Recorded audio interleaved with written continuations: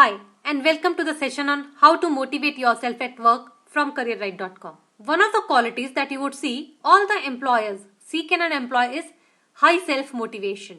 That is someone who has a go-getting attitude. These are the employees who have a strong willpower to keep themselves going and committed to the task they have taken up. These employees are usually easy to manage and possess a high power to work independently. They are an asset for their manager.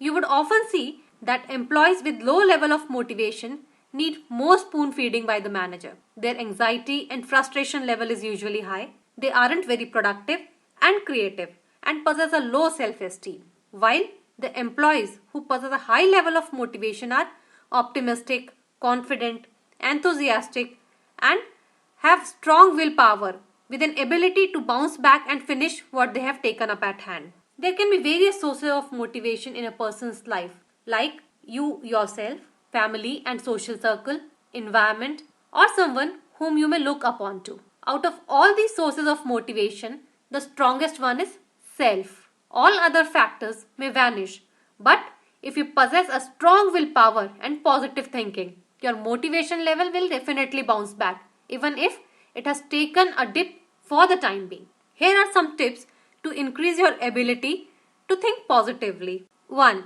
Say or read motivational statements to yourself. Our mind has a tendency to believe what is told to it again and again. Give it positive and motivating thoughts as food to chew. When you sit on your desk to work, say a positive statement to yourself. For example, it's a brilliant day. I'm going to finish all that is required to be done. Or, the new project really needs some creative thinking. I have accomplished so many projects in the past. I'll successfully finish this one too. Keep some cards at hand and write your strongest positive thought of the day on it. And stick it on your desk where you can see and read it again and again. You can even pick up the motivational quotes of other successful people and read them. Slowly, your mind will start believing them and considering them its own. Second, observe your thoughts and deal with the inertia. Many a times, we avoid doing things which we know we have to do, but we do not like. Our level of motivation to do them is very low. To deal with such tasks, set aside a reasonable but not too long amount of time and decide what you want to accomplish during this period. Stay focused and you will see that you have easily finished the task which you are putting off since long.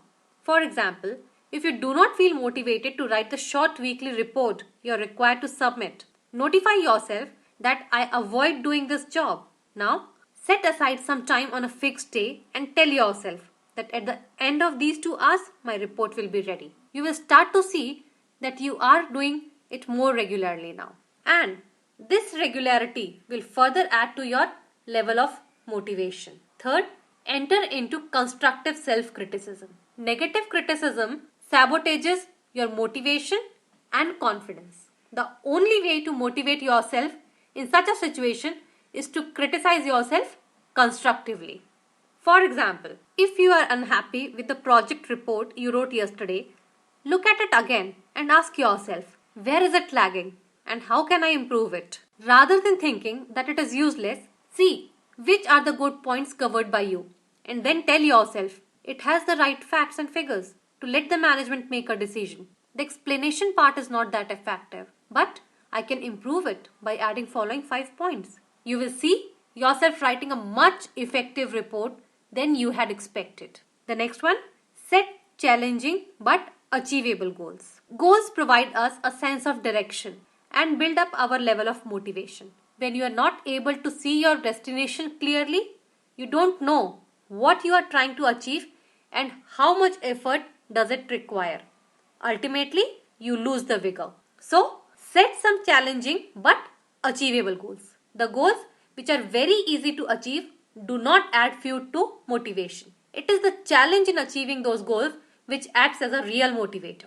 The goals which are extremely difficult or impossible to achieve also act as demotivators. While working towards your goals, keep reviewing what you have already achieved. This review not only keeps you on the track but also increases your level of motivation further to achieve the rest. The next one is to imagine success. Imagining success is a big morale booster. It helps you anticipate the problems you may face while trying to achieve your goals and prepare yourself to deal with them. The physiological changes which you experience during this imagination act as relaxants and increase your level of confidence. When you imagine yourself being successful in a situation, your fear factor drops down and you perform with more vigor and more confidence. At some point of time in life, we all face a crunch of motivation. The level of motivation goes so down that it becomes difficult to get out of it on your own. This is when your helplines come to rescue. These helplines are your morale boosters in the form of your family, friends, or colleagues. Before you are faced with an emotional crisis, you should know who these people in your life are. The qualities you would want to look for in these people are trustworthiness, suitability to the situation, and availability at the right time. When you are emotionally low is the time when you can be misused the most. Opening up in front of someone trustworthy will make sure that your emotions are not misused and you are not blackmailed later on. Suitability ensures that the person is able to understand your perspective and can offer the solution to your problem. Discussing the problem about a project at work with your mom may not be that helpful because she may not have the right solution to the problem, which a colleague might have. So, you have to identify a suitable person.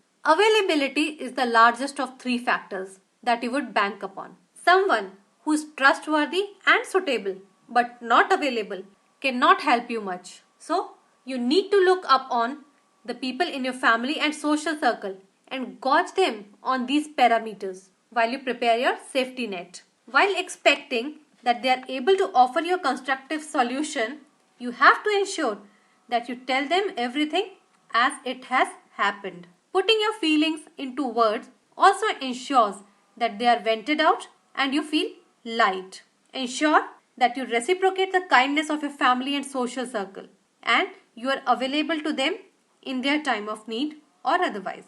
They should not feel used. Although you can't change the physical atmosphere of your workplace much, yet you can make some changes to your work environment and make it more positive. You will notice that smallest of things like the ones mentioned below make big difference to your morale. Keep the desk clean and well arranged. Surround yourself with motivating objects, pictures, quotes. Let the natural factors like air and light be supportive. Avoid disturbing sounds and bad odor. You might also notice that while the presence of these factors might not boost your motivation, but their absence will definitely scale it down. There may be some people, living or dead, whose life story can be a motivator for you. You may or may not know these people personally. Thinking about these people in times of distress and how they dealt with their problems can be a big morale booster for you. Practicing these small and easy things at work every day will help in increasing your motivation level and turning you into an asset to your manager.